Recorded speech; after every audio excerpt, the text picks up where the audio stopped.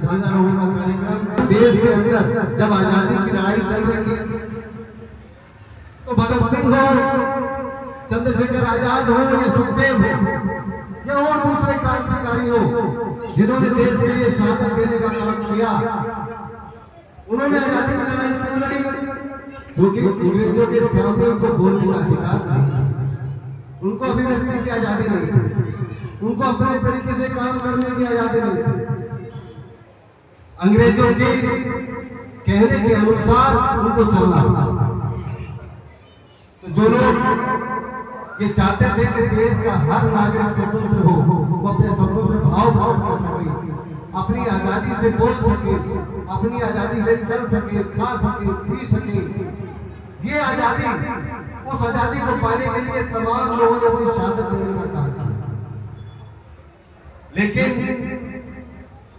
देश के अंदर एक ऐसी सरकार केंद्र में चल रही है जब देश के युवा उनके मत से सहमत नहीं हुए, जब युवाओं ने सोचा कि पिछले 12 वर्षों में 80 बार पेपर लीक की घटनाएं हो गई, 80 बार।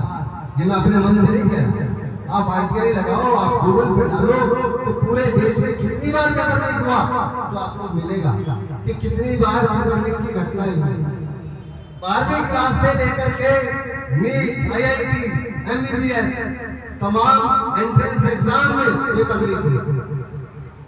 तो ये सारे पेपर लीक की घटनाएं जो बार बार युवाओं ने झेली, जिन्होंने लगातार 2-2, 3-3 साल 12वीं करने के बाद नीट की परीक्षा की तैयारी करी, और तैयारी करने के बाद हासिल क्या हुआ? पेपर लीक हो गया। 720 में से 720 नंबर लेने वाले 20 बच्चे देश में आए। आप सभी को अच्छे से पता है कि नीट का एग्जाम सबसे टफ एग्जाम। अब मैं करावल नगर की बात करना चाहूंगा, क्योंकि करावल नगर हमारा घर है, और अगर हम अपने घर में ठीक है, अपना घर हमारा स्वस्थ है, मजबूत है, आर्थिक तौर पर मजबूत है और युवा पढ़े लिखे हैं, तो हमारा देश भी तरक्की करेगा, हमारा क्षेत्र भी तरक्की करेगा। आज हम करावल नगर रोड की बात करते हैं। करावल नगर रोड को चौड़ा करने की बात आज से नहीं, पिछले 15 सालों से लगातार उठ रही है, और 1993 से यहाँ पे भारतीय जनता पार्टी की सरकार है। कमाल की बात है, करावल नगर विधानसभा में भारतीय जनता पार्टी का ही विधायक है पिछले 1993 से लेकर आज, जो बीच में 5 वर्ष आम आदमी पार्टी का विधायक रहा, वो भी आज भारतीय जनता पार्टी का। मैं इनसे ये पूछना चाहता हूं कि लगातार चुनाव में आप गली गली, मोहल्ला मोहल्ला आते हैं, मीटिंगें करते हैं, लोगों के पैर छूते हैं, कहते हैं जी आपका कालीघटा का रोड चौड़ा कर देंगे, आपका करावल नगर रोड को चौड़ा कर देंगे, आपके नाले की सफाई करेंगे, पानी की निकासी बेहतर करेंगे, पीने का पानी अच्छा देंगे, स्वास्थ्य सेवाएं अच्छी करेंगे और अच्छे स्कूल बनाने का काम करेंगे। बोलते हैं जी बार बार, बोलते नहीं बोलते भाई साहब। अगर मैं गलत हूं तो बीच में बोल दीजिएगा कि आप गलत करें, और ये हर जनप्रतिनिधि का फर्ज भी है, उसको करना भी चाहिए। लेकिन खेद क्या है, एक नाले के ऊपर पुलिया बनने शुरू होती है, उसके 100 कारण हो, 1000 कारण हो, हम इस और पट पे नहीं जाना चाहते, लेकिन जनता ने 9 महीने इस पुलिया को झेला है। करावल नगर के एक व्यक्ति ने इस पुलिया को झेला है। आखिर क्यों? अगर आपको पता था कि इसके लिए कुछ और चीजों की तैयारी चाहिए तो पहले तैयार करनी चाहिए, लेकिन पहले तैयारी नहीं की जाती, और जनता लगातार 9 महीने से जाम को झेल रही। छोटी छोटी गलियों से निकलने के लिए परेशान है, उन गलियों में रहने वाले लोग परेशान हैं। अब कालीघटा रोड की बात करें तो नाले का काम शुरू हुआ, उस नाले के काम में इतने दिन लग गए कि गाड़ी ना इधर से पास हो सकती, गाड़ी ना उधर से पास हो सकती। पहले तो रोड छोटा, ऊपर से नाले का काम दोनों साइड से। अगर विधायक कपिल मिश्रा जी आप सुन रहे हो तो ये बात कान खोल के सुन लीजिएगा, ये करावल नगर की जनता है, इसने एक बार बदलाव किया और बदलाव किया था विकास के लिए। इस बार आपको बहुमत दिया क्योंकि उनको लगा कि शायद 3 इंजन की सरकार अच्छा काम करेगी। दिल्ली में भी दिल्ली की जनता ने सोचा कि केंद्र में भाजपा की सरकार है, एलजी इनका है, रोज लड़ाई होती है, चलो जी इस बार दिल्ली इनको दे दो, नगर निगम तो इनके पास है, दे दी, कोई बात नहीं। लेकिन दिल्ली देने का मतलब ये नहीं है कि आप अपनी कोठियों के एसी चला के आप लंबे पैर करके सोए, और करावल नगर की जनता जिन्होंने अपना बहुमत देकर के आपको विधायक और मंत्री बनाया, वो परेशानी थी।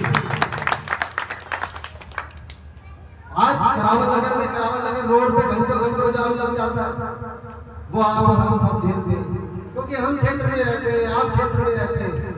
कपिल मिश्रा जी तो सिविल लाइन से आते हैं, उनको ये इस बात से कोई लेना देना नहीं कि काली घटा के सामने जो NHAI का कट खुला है, उस कट से कितना जाम लगता है, DLF पे जो कट बना है उससे कितना जाम लगता है, तुगमेरपुर में जो कट खोल दिया उससे कितना जाम लगता है। आपको यू टर्न बनाना चाहिए था, कट के सामने कट नहीं होना चाहिए।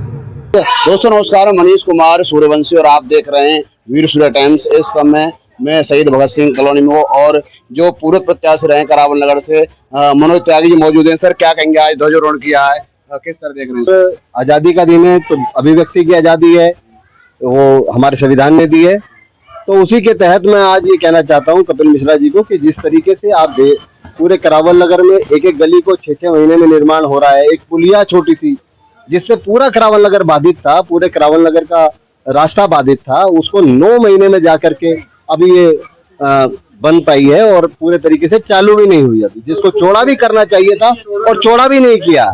ये बहुत ही बड़े अफसोस की बात है कि एक दिल्ली सरकार में मंत्री होने के बाद अगर एक पुलिया में 8-9 महीने लगेंगे तो फिर बाकियों का क्या होगा, बाकी विधायकों का क्या होगा। मुझे याद है जब सांसद मनोज तिवारी चुनाव लड़े, उन्होंने कहा कि 100 दिन के अंदर अंदर ये पुलिया चौड़ी हो जाएगी, ये रोड चौड़ा हो जाएगा, कालीघाटा रोड, गाँव रोड।